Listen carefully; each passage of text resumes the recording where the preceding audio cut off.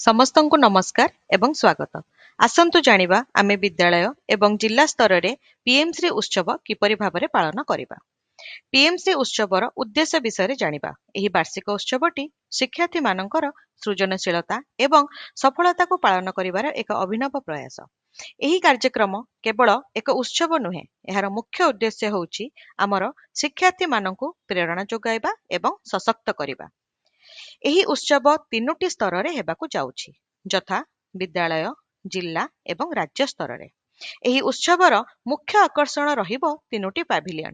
ଏହି ପ୍ୟାଭିଲିୟନ ଗୁଡ଼ିକ ହେଉଛି ଆକାଂକ୍ଷୀ ମେଳା ଇନ୍ସପାୟାରିଂ ଓଡ଼ିଶା 2036, ଆକାଂକ୍ଷୀ ଛାତ୍ର ପରିଷଦ ଦ ଟ୍ୟାଲେଣ୍ଟ ଗ୍ୟାଲେରୀ ଏବଂ ଦୋକାନ ଯାତ୍ରା ପିଏମ୍ଶ୍ରୀ ବିଜନେସ୍ ସମିଟ୍।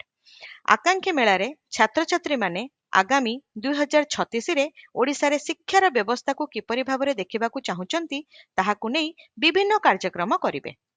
ସେହିଭଳି ଭାବରେ ଆକାଂକ୍ଷୀ ଛାତ୍ର ପରିଷଦ ଦ ଟ୍ୟାଲେଣ୍ଟ ଗ୍ୟାଲେରୀରେ ପିଏମ୍ଶ୍ରୀ ସ୍କୁଲରେ ଛାତ୍ରଛାତ୍ରୀମାନେ ଆକାଂକ୍ଷୀ ଛାତ୍ର ପରିଷଦ ଅଧୀନରେ ଥିବା 4ଟି ପରିଷଦ ଯେପରିକି କ୍ରୀଡ଼ାଙ୍ଗନ, ସାହିତ୍ୟ ସୃଜନୀ, କୌଶଳୀ ଏବଂ ଜିଜ୍ଞାସାରେ ଯେଉଁ ସବୁ କାର୍ଯ୍ୟକ୍ରମ କରିଥିବେ ଏବଂ ଯାହା ସେମାନଙ୍କର ପାଠ୍ୟକ୍ରମରେ ଥିବ ସେ ସବୁକୁ ସେମାନେ ପ୍ରଦର୍ଶିତ କରିବେ।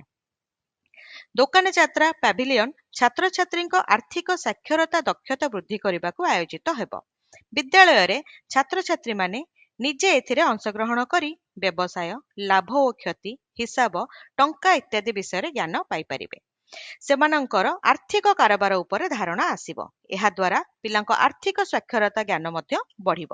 ଏକ ଗୁରୁତ୍ୱପୂର୍ଣ୍ଣ ସୂଚନା, ବିଦ୍ୟାଳୟ ସ୍ତରରେ ଉତ୍ତମ ବ୍ୟବସାୟ ଧାରଣା ଗୁଡ଼ିକ ଜିଲ୍ଲା ସ୍ତରକୁ ନିଆଯିବା। ଜିଲ୍ଲା ସ୍ତରରେ ଶ୍ରେଷ୍ଠ ବିବେଚିତ ବ୍ୟବସାୟକୁ 10,000 ଟଙ୍କାର ସିଡ୍ ମନି ବା ମୂଳ ରାଶି ଦିଆଯିବ। ଏହି ଟଙ୍କାକୁ ବ୍ୟବହାର କରି ସେମାନେ ରାଜ୍ୟସ୍ତରୀୟ କାର୍ଯ୍ୟକ୍ରମରେ ଅଂଶଗ୍ରହଣ କରିପାରିବେ। ଏହି ପାଣ୍ଠି ଜିଲ୍ଲା ସ୍ତରୀୟ ଉତ୍ସବ ପାଣ୍ଠିରୁ ଖର୍ଚ୍ଚ କରାଯିବ। ପ୍ୟାଭିଲିୟନ ଗୁଡ଼ିକର ଆୟୋଜନ ସହିତ କୁଇଜ୍ ପ୍ରତିଯୋଗିତାର ମଧ୍ୟ ଆୟୋଜନ କରାଯିବ। ବିଦ୍ୟାଳୟ, ଜିଲ୍ଲା ଏବଂ ରାଜ୍ୟ ସ୍ତରରେ ଜୁନିୟର ଏବଂ ସିନିୟର ଲେଭେଲରେ କୁଇଜ୍ ପ୍ରତିଯୋଗିତା ଆୟୋଜନ କରାଯିବ। ବିଦ୍ୟାଳୟ ସ୍ତରରେ ଯେଉଁ 2 ଜଣ ପ୍ରଥମ ସ୍ଥାନ ଅଧିକାର କରିବେ ସେମାନେ ଜିଲ୍ଲା ସ୍ତରୀୟ କୁଇଜ୍ ପ୍ରତିଯୋଗିତାରେ ଭାଗ ନେବେ। ଜିଲ୍ଲା ଶିକ୍ଷା ଅଧିକାରୀଙ୍କ ତତ୍ତ୍ୱାବଧାନରେ ଏହି ପ୍ରତିଯୋଗିତା ପରିଚାଳନା କରାଯିବ। ସେହିଭଳି ଭାବରେ ଜିଲ୍ଲା ସ୍ତରରେ ଯେଉଁ 2 ଜଣ ପ୍ରଥମ ସ୍ଥାନ ଅଧିକାର କରିବେ ସେମାନେ ରାଜ୍ୟ ସ୍ତରୀୟ କୁଇଜ୍ ପ୍ରତିଯୋଗିତାରେ ଭାଗ ନେବେ। ଏକ୍ଜିକ୍ୟୁସନ ପ୍ରୋସେସ ବିଷୟରେ ଜାଣିନେବା। ବିଦ୍ୟାଳୟରେ ଏହି ଉତ୍ସବକୁ ପାଳନ କରିବା ପାଇଁ ବିଓଙ୍କ ତତ୍ତ୍ୱାବଧାନରେ ଏକ କମିଟି ଗଠନ କରାଯିବ। ଏହି କମିଟିରେ ପ୍ରଧାନ ଶିକ୍ଷକ, ଏସ୍ଏମ୍ସି ମେମ୍ବର, ଆଲୁମିନି ସଦସ୍ୟମାନେ ରହି ଏହି କାର୍ଯ୍ୟକ୍ରମକୁ ପରିଚାଳନା କରିବେ। ଏହିପରି ଭାବରେ ଜିଲ୍ଲା ସ୍ତରରେ ଏହି ଉତ୍ସବକୁ ପାଳନ କରିବା ପାଇଁ ଡିଓଙ୍କ ତତ୍ତ୍ୱାବଧାନରେ ଏକ ଡିଏଲ୍ସି ଗଢ଼ାଯିବ। ଏହି କମିଟି ପିଏମ୍ଶ୍ରୀ ଉତ୍ସବକୁ ଜିଲ୍ଲା ସ୍ତରରେ ପରିଚାଳନା କରିବେ। ଜିଲ୍ଲା ସ୍ତରର ପିଏମ୍ଶ୍ରୀ ଉତ୍ସବରେ 3ଟି ପ୍ୟାଭିଲିୟନରେ ଜିଲ୍ଲା ସ୍ତରର ଶ୍ରେଷ୍ଠ ପ୍ରକଳ୍ପ ଗୁଡ଼ିକୁ ସ୍ଥାନ ଦିଆଯିବ। ତାହା ସହିତ କ୍ୟାରିୟର ମେଳା ଏବଂ ବିଜ୍ଞାନ ଭ୍ୟାନର ବ୍ୟବସ୍ଥା ହେବ। ବଜେଟ୍ ସମ୍ପର୍କରେ ଅଧିକ ସୂଚନା ନିମନ୍ତେ ଆପଣମାନେ ପଞ୍ଚସଖା ଶିକ୍ଷା ସେତୁ ତରଫରୁ ଦିଆଯାଇଥିବା ପତ୍ର ଯାହାର ନମ୍ବର ହେଉଛି 1832କୁ ଭଲ ଭାବରେ ଦେଖି ନିଅନ୍ତୁ। ଉତ୍ସବ ଗୁଡ଼ିକୁ ପାଳନ କରିବା ପାଇଁ ସମୟସୀମା ବିଷୟରେ ଜାଣିବା।